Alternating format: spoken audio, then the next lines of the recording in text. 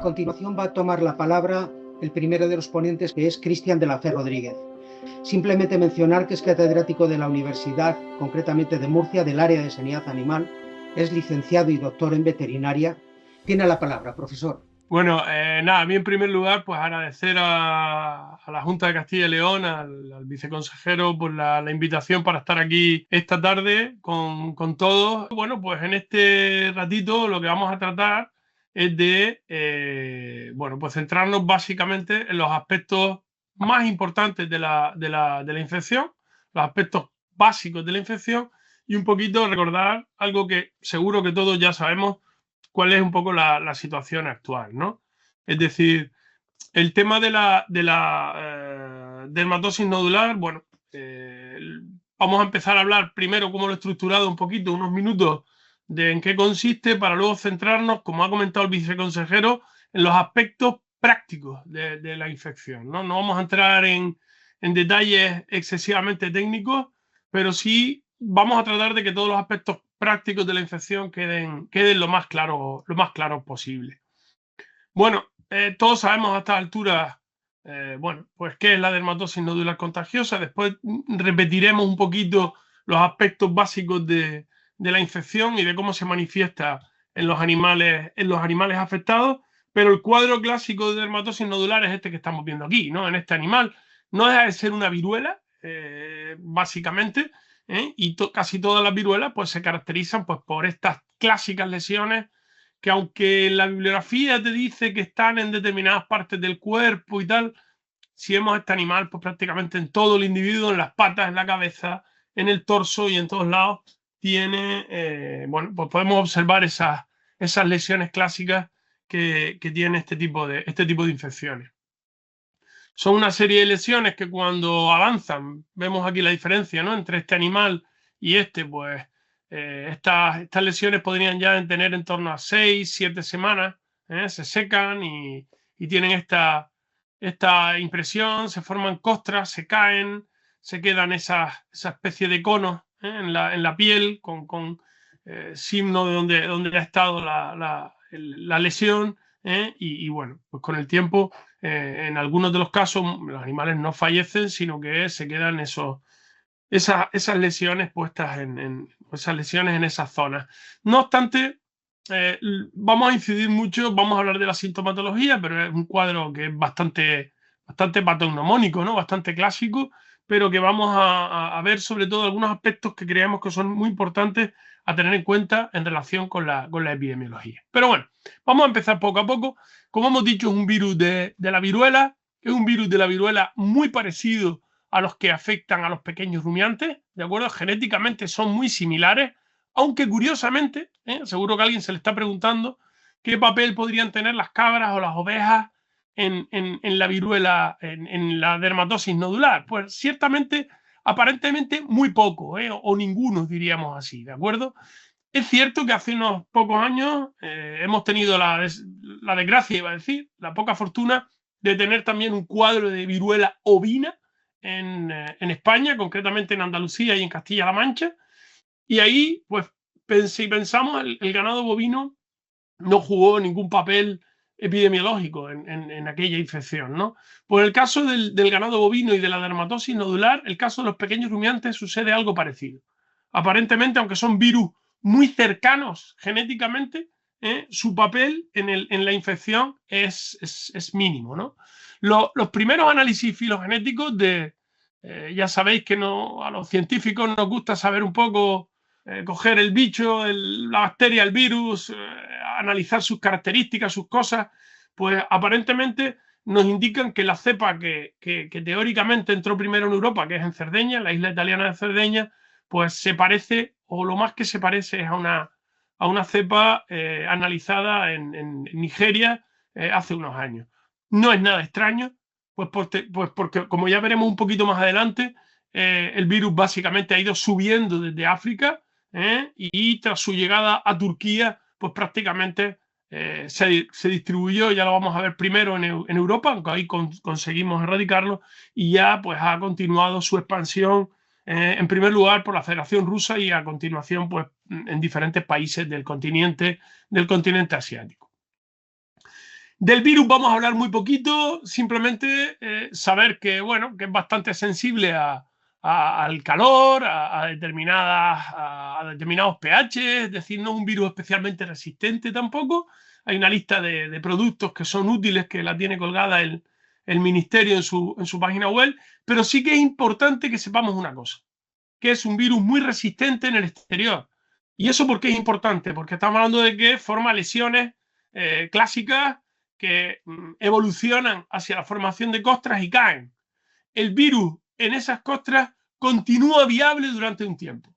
¿De acuerdo? No sabemos decir si una semana, si 2 semanas, si 3, depende mucho de la protección que tenga frente al exterior, de muchos aspectos, pero no es un virus que fuera del hospedador se elimine inmediatamente. ¿De acuerdo? Eso es algo que tenemos que tener en la cabeza, pues para luego entrar en aspectos importantes como son la desinfección y demás.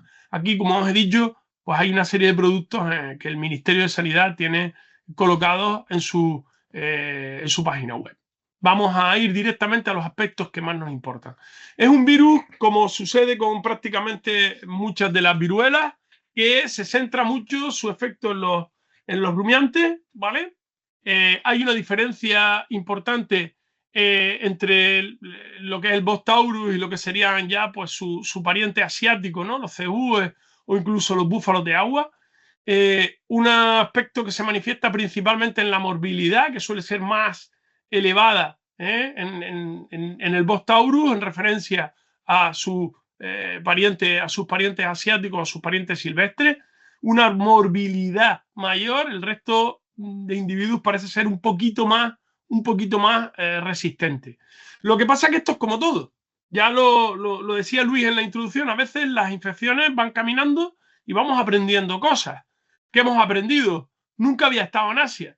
Pues ahora que ha llegado a Asia, por ejemplo, pues se han dado cuenta de que otras especies, como pueden ser los yaks, son sensibles a la infección, aunque evidentemente se desconoce qué papel epidemiológico pueden tener.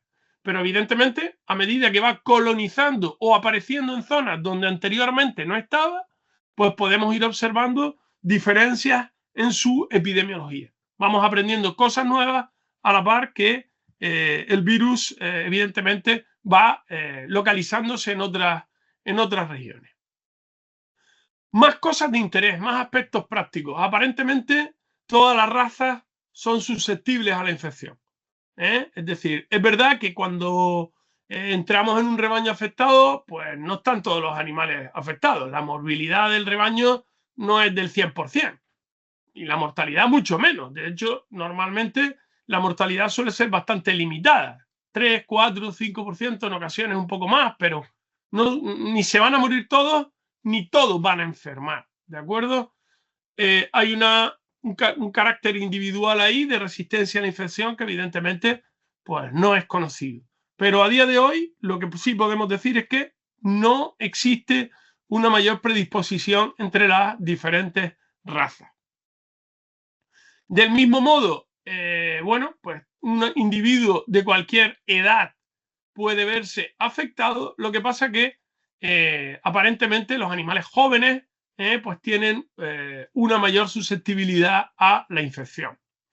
También hay diferencias en función de las cepas que puedan participar. Eso, bueno, pues parece más lógico, ¿no? Hay cepas que generan un efecto, unas lesiones y unos cuadros mucho más graves que otras, y en el caso de la dermatosis nodular no es una excepción a ello. Lo que sí podemos estar tranquilos en ese sentido es que aparentemente, hasta que se demuestre lo contrario, los pequeños rumiantes no parecen desempeñar un papel epidemiológico de importancia en esta infección.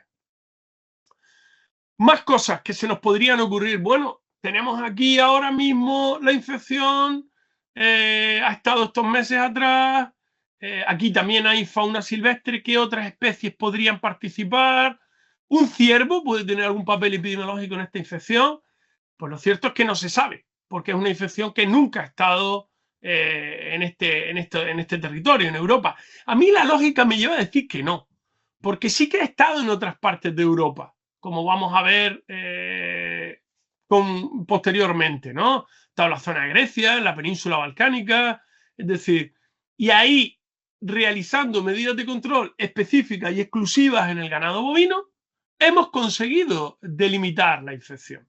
Con lo cual, mi impresión me dice que en este caso, por lo menos en esta infección, la fauna silvestre no debe desempeñar un papel importante.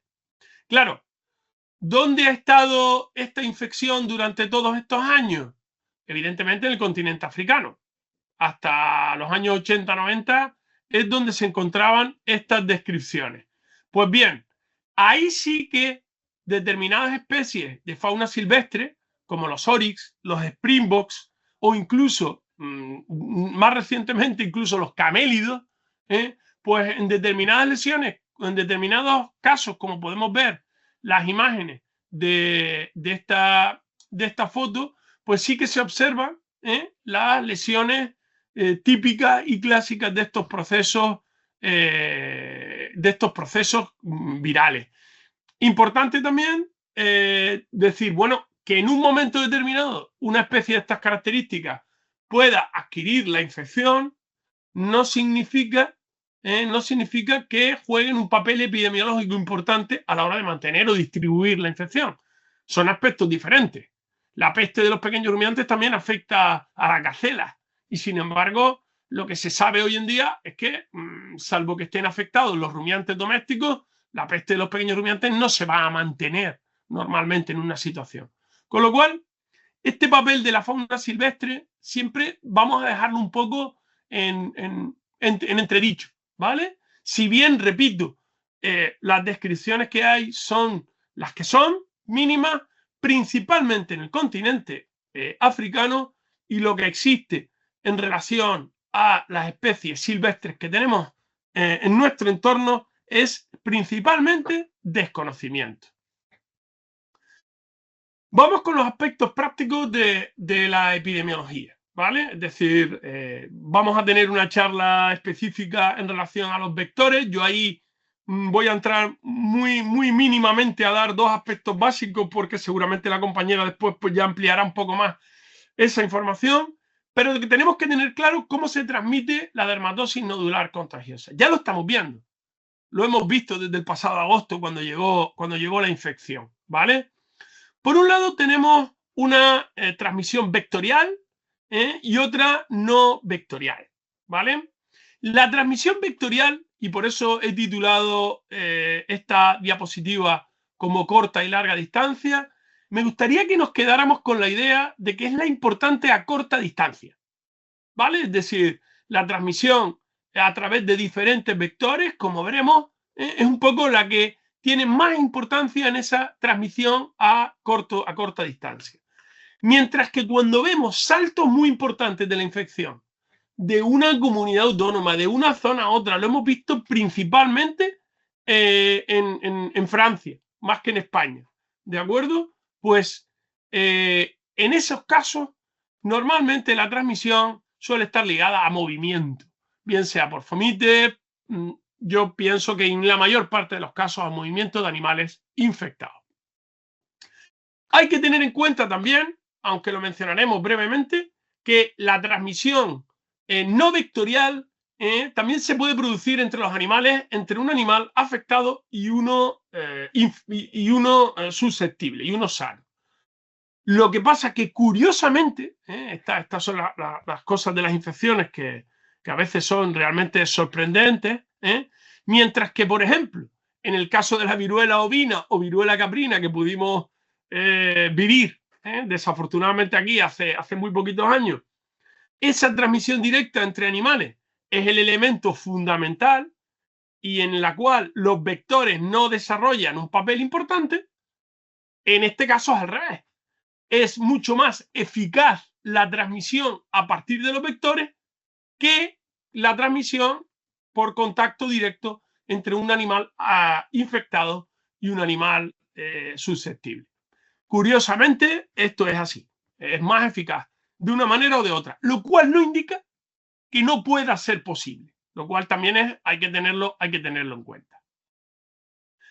Como he dicho, yo no voy a entrar mínimamente en la cuestión de los vectores, porque ahora vamos a tener una charla específica de eso, pero bueno, no se ha definido en el caso de la dermatosis nodular exactamente que haya un vector concreto.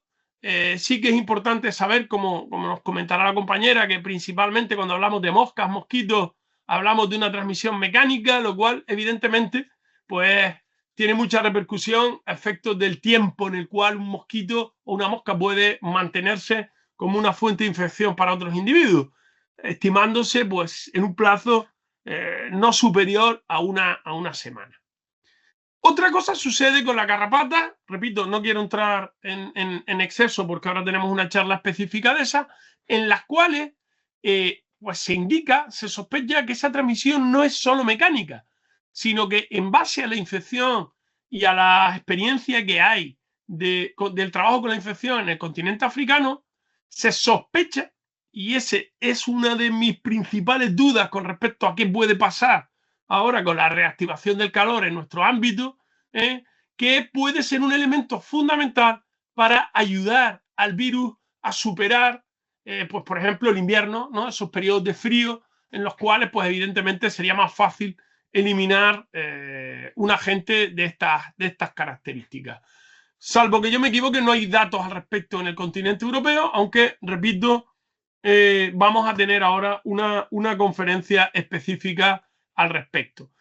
Pero ya lo que nos está hablando, evidentemente, algo que ya tenemos clarísimo, ¿no? Es que si hablamos de una transmisión vectorial, pues podemos hablar de todo lo que estamos viviendo hoy en día, ¿no? Desafortunadamente, pues parece que tenemos un compendio, ¿no?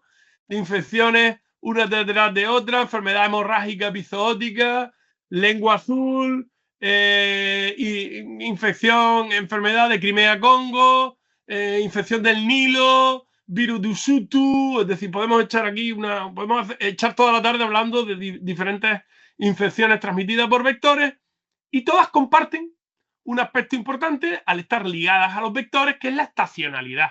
¿De acuerdo? Es decir, son infecciones que, como el caso de la dermatosis nodular, fíjense ustedes, estos son los datos de los brotes acontecidos en Europa entre los años 15 y 18, fíjense ustedes que la mayor parte de los casos, prácticamente todos, se concentran en la época entre mayo y noviembre, ¿no? Algo parecido a lo que hemos sufrido este año, aunque hemos tenido alguna detección un poquito más tarde. Si no me equivoco, la última en Francia fue a principios de enero, ¿vale? La estacionalidad y la cercanía, fíjense ustedes aquí la imagen de cómo ha evolucionado en kilómetros, por ejemplo, la detección de nuevos casos en una zona de Turquía donde se analizó cómo se movía la infección, pues podemos hablar de que esa cercanía, fíjense ustedes en la imagen de arriba también, en los brotes aquí en la isla de Cerdeña a principios de este episodio de dermatosis nodular, pues podemos observar también la presencia de la infección principalmente en la zona central de la isla, en rebaños que están bastante cercanos. Con lo cual, la cercanía y lo que es la estacionalidad son dos elementos muy importantes a la hora de la posibilidad de sufrir brotes de dermatosis nodular contagiosa. Un animal virémico, un animal principalmente virémico y con síntomas, ahora explicaré un poco eso, puede eliminar el virus por diferentes vías. Fíjense ahí que hemos puesto algunos datos durante bastantes días o incluso meses en situaciones muy concretas. Lo que resulta muy curioso, evidentemente, es que este material pueda resultar una fuente de infección, por ejemplo, pues a nivel de la alimentación, si en un momento determinado hay una contaminación de un material que luego ingiere o bebe otro individuo, y sin embargo, la transmisión directa animal-animal no es tan eficaz como la transmisión a través de los vectores. A mí me resulta muy curioso, pero es lo que hay, ¿de acuerdo? Por tanto, se nos tiene que quedar en la cabeza que esa transmisión directa es menos eficaz que a través de los vectores, pero que es posible. Con lo cual, todas las medidas de bioseguridad en las explotaciones, todo lo que son las medidas de desinfección, etcétera, etcétera, cuando desafortunadamente nos enfrentamos a un rebaño positivo, pues son fundamentales para el control de la infección. De eso creo que también hablaremos un poco al final de la charla, y evidentemente no vamos a hablar tampoco de los aspectos más puramente legales, porque también tenemos una parte específica. ¿Qué le pasa a un animal con dermatosis nodular? Pues ya lo hemos visto un poco al principio, este cuadro clásico, pero cuidado, no esperemos encontrar todos los animales de un rebaño afectados de dermatosis nodular contagiosa. Puede haber animales que sean positivos en fase virémica, es decir, con la circulación del virus en sangre, que en un momento determinado pueden ser fuente de infección para que un vector se alimente y transmita la infección, y que sin embargo no tenga síntomas. Eso es importante también, ¿vale? Es verdad, no voy a entrar ahora, que detectar estos animales, bueno, pues es un poquito más complejo que evidentemente esta imagen, que prácticamente no requiere analítica, aunque esta tampoco es la imagen clásica. Si vemos otros episodios de dermatosis nodular, a veces las lesiones no se ven tan claras, también depende mucho del tipo de raza, si tiene más pelo, si tiene menos pelo, de la fase inicial o no, ¿vale? Esto digamos que sería la foto más espectacular, pero lo que tenemos que tener en cuenta es que no vamos a observar todos los animales afectados ni con el mismo grado de afectación, y que puede haber algunos que sean virémicos, que a veces son más difíciles de detectar porque es una viremia muy particular, no es una viremia constante, no está el virus en todo momento en sangre con unas cantidades elevadas, sino que hay unos picos que pueden hacer que en un momento determinado tú hagas una analítica de sangre y te salga negativo y luego sea positivo. En fin, es un poco más complejo de lo habitual. Con un periodo de incubación variable, de incluso hasta un mes, lo cual no es habitual. Lo normal es un periodo de incubación bastante más corto. Una morbilidad que, bueno, hay casos que te lo llevan hasta el 80 y pico, pero normal es que no pase de un 20, de un 30%. Una mortalidad que también puede ser elevada, pero lo normal es que no pase del 3-5%. Hemos tenido algún caso mayor, pero no es lo habitual. Pues bueno, todo ese inicio da lugar pues, a un episodio pues, que prácticamente todos conocemos ya, ¿no? Esos episodios de fiebre, de esa afectación a nivel del aparato respiratorio, problemas de salivación, secreción nasal y ocular, ¿de acuerdo? Esa formación de las lesiones, como hemos visto prácticamente en todo esa fase, esa parte externa, ¿no? En toda la piel de los animales, con conjuntivitis, como vemos este animal, opacidad corneal incluso. Puede haber formación de ulceraciones porque está afectada, pues eso, toda la mucosa ocular, genital, nasal, es decir, vemos aquí, por ejemplo, las lesiones, ¿verdad? La formación de esas pequeñas úlceras en el morro del animal, es decir, un cuadro muy típico y muy clásico. Esas lesiones cutáneas se pueden venir acompañadas también de formación edema, principalmente en las zonas de clive del animal, en las patas, en el tórax. Esto hace que algunos de los animales pues no estén de pie, sino que haya cojeras, haya incluso caída en un momento determinado, incremento del tejido linfoide. Vemos aquí las lesiones en diferentes zonas, genitales, glándula mamaria, en fin. Y una cosa, un aspecto muy importante es que en los ganados, en los rebaños productores de leche, pues esto viene acompañado de un descenso importante en la producción de leche. Estos nódulos son clásicos, o este cuadro se puede observar a partir de los 4, 5, 6 días. Aquí vemos algunas imágenes de los animales afectados, y ya esas costras pues son típicas de cuadros mucho más con mucho más tiempo, ¿no? 5 o 7 semanas, es decir, este tipo de cuadros raramente los vamos a llegar a observar nosotros, salvo que hubiera algún rebaño sin diagnosticar y bueno, pues estuviera varios meses así, ¿no?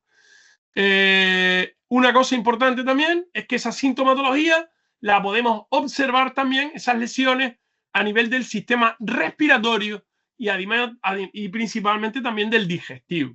Con lo cual, esas lesiones, principalmente en los animales jóvenes, son las que están un poco detrás de la mortalidad, principalmente en los individuos jóvenes afectados por la infección. Es decir, esas lesiones que observamos principalmente, repito, en tráquea, pulmón, en las diferentes localizaciones, tanto del aparato respiratorio como del aparato digestivo.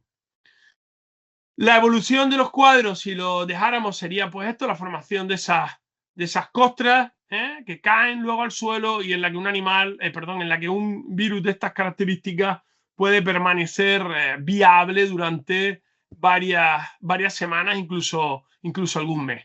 Aquí vemos alguna imagen de cómo se queda luego, de cómo se recupera la piel.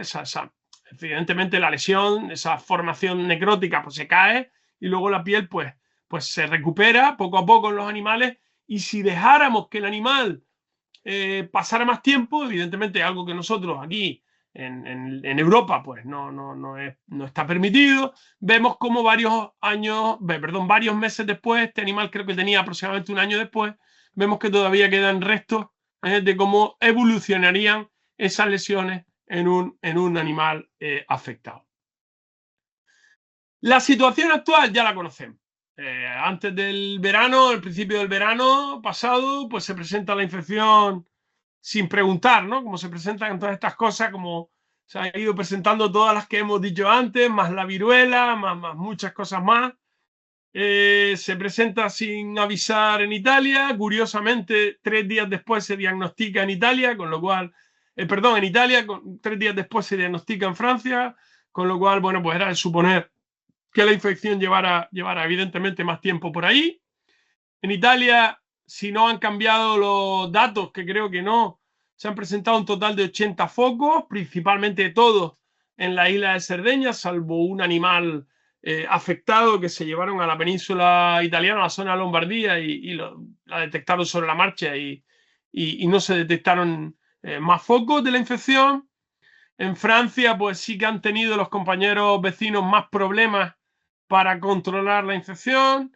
Apareció principalmente en la zona, ya lo sabéis, de Saboya, en la Alta Saboya, y luego, bueno, pues se ha distribuido por diferentes zonas, principalmente, desafortunadamente, con la frontera con España, lo cual en un momento determinado, pues prácticamente, bueno, pues hacía suponer que no era extraño que en un momento determinado tuviéramos la visita de esta infección. Afortunadamente, parece que la situación en Francia está más controlada. No hay brotes desde principios de año, desde el 2-3 de enero creo que es. Y bueno, pues esperemos que siga así, ¿no? Parece ser que la campaña vacunal también ha avanzado bastante rápido, y esperemos que, bueno, pues que las medidas que se han decretado en Francia y en España sean suficientes para controlar la infección. En España ya lo sabemos, no voy a insistir más, los brotes en Gerona y recientemente, o más recientemente en febrero, esas 2 explotaciones en Huesca que no estaban vacunadas y en las que se detectaron algunos animales afectados, y desde entonces pues no se han detectado más explotaciones afectadas. Brevemente, para ir finalizando, ¿de dónde viene esto? Pues viene de todo lo que tenemos debajo. Si damos un vistazo simplemente a Turquía, pues vemos pues, que tenemos el gordo ahí. Quiero decir, la peste de los pequeños, la viruela, la dermatosis nodular, la fiebre aftosa. No nos olvidemos, por favor, de la fiebre aftosa, que está dando vueltas por estas localizaciones en Asia y también en el norte de África, porque esta imagen que ponemos de Turquía es típica prácticamente de cualquier país en el que nos miremos en el norte de África, ¿no? Es una infección que ha ido subiendo muy poco a poco y que desde el 2012-13 se detecta en Turquía, y ahí cambia por completo la imagen, porque Turquía, pues evidentemente, ese país tan grande que enlaza tantos continentes, pues la verdad es que la distribución o la llegada en un momento determinado a Europa o al continente asiático, pues era básicamente pues previsible, ¿no? Digámoslo así. No es la primera vez, como comentamos, que ha estado en Europa.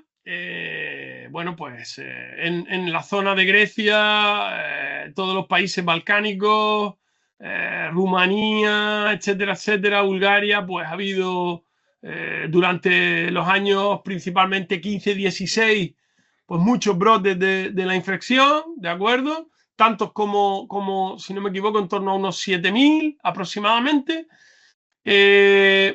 Una primera fase que no fue fácil de controlar, ¿de acuerdo? Que nos costó controlar aparentemente porque la vacunación no se desarrolló en las condiciones que debería haberse desarrollado inicialmente en todos los países.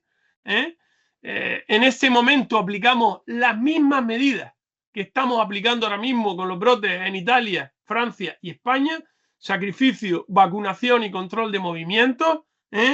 Y esta situación que parece tan catastrófica en toda esta zona de Grecia y Balcanes, pues se logró controlar así, ¿de acuerdo? Pasamos de tener 7.000 y pico brotes a 300 y pico el año siguiente y poco a poco desaparecer por completo la infección. Si no me equivoco, el último país en vacunar creo que fue Grecia en el año 2021, si no me equivoco, las últimas vacunas que se aplicaron.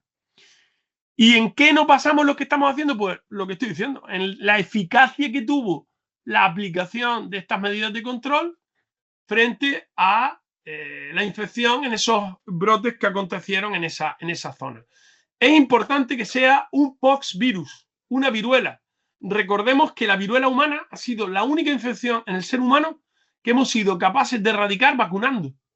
¿De acuerdo?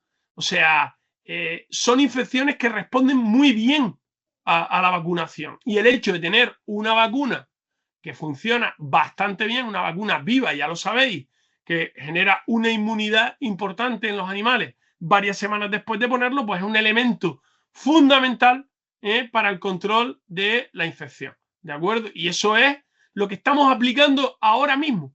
Es decir, las vacunaciones y buscando ese control clínico para que luego, durante los años siguientes, la vigilancia nos permita, en un momento determinado, dar por erradicado el problema. Para ir finalizando, indicaros unos aspectos clave de la vacunación. Es importante la cobertura. Es decir, si yo vacuno al 50% de los animales míos que estoy en la zona de riesgo, no estoy haciendo nada. De hecho, los primeros años, primer año sobre todo, la respuesta no fue buena porque algunos países no llegaban al 50-60% de cobertura vacunal. Por eso seguía habiendo brotes. Pero aparentemente, cuando la vacunación es elevada, en torno encima del 90% de evidentemente, las zonas de riesgo, pues la vacunación es una muy buena cobertura para no tener focos en esos periodos críticos del año donde, como hemos dicho, se concentran la mayor parte de los problemas clínicos. Y un aspecto que ha dicho el viceconsejero al inicio de la presentación: aquí todos somos parte de esta historia. Es decir, porque si los veterinarios somos parte del control, la administración y todo el mundo, la primera línea de defensa son los ganaderos, porque son los que van a ver esas primeras lesiones o ese comportamiento extraño de los animales. Y evidentemente todos sabemos lo que implica que te diagnostiquen la infección en tu rebaño. Y eso no es nada, nada, nada fácil. ¿De acuerdo? Pero tenemos que ser conscientes de que el no actuar lo más rápido posible, porque frente a esta infección la rapidez es algo fundamental, fundamental, pues el no realizarlo lo más rápido posible, pues lo que está generando es la posibilidad de que los vectores en un momento determinado, o con el movimiento de alguno de mis animales, pueda generar problemas en otros rebaños. Y eso es así, es decir, no tenemos una solución mágica para evitar esta situación. Entonces, tenemos que ser muy conscientes de la zona tampón y de dónde se está vacunando. En Francia existe otra zona parecida, ¿de acuerdo? Otra zona donde, digamos, se ha vacunado a nivel preventivo, y lo que tenemos que tener cuidado, muchísimo cuidado, es que evidentemente con el movimiento de animales, yo ahí no voy a entrar porque vosotros sabéis mucho mejor que yo que España evidentemente es un país importador de muchos animales que llegan, por ejemplo, a nuestros cebaderos, y evidentemente por mucha precaución que haya, pues lo que tenemos que estar atentos en todas las comunidades autónomas es al hecho de que en un momento determinado se pueda presentar un caso concreto de este tipo y debemos actuar ahí sí lo más rápido posible. ¿De acuerdo? La rapidez es un elemento fundamental en el control de la dermatosis nodular contagiosa. Es una infección frente a la que se puede luchar, porque afortunadamente tenemos un elemento fundamental que es una vacuna que actúa muy bien en lo que es la prevención de la infección. Muchísimas gracias.